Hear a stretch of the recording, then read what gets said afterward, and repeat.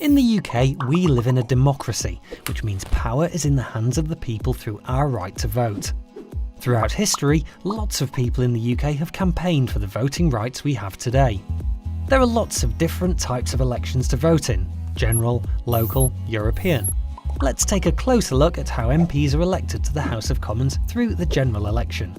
General elections take place in the UK usually once every 5 years, and every seat is up for grabs.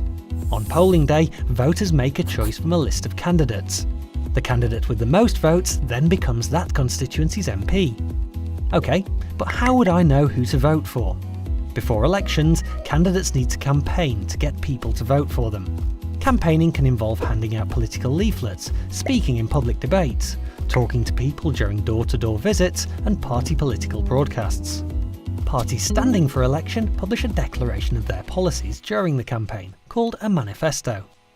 Once elected, an MP represents all their constituents, even the ones that didn't vote or voted for a different candidate. The party with the most MPs elected forms the government, and their leader becomes Prime Minister. And if there's a hung parliament, where there's no clear winner, then a minority government or a coalition government may be created, or a fresh election held.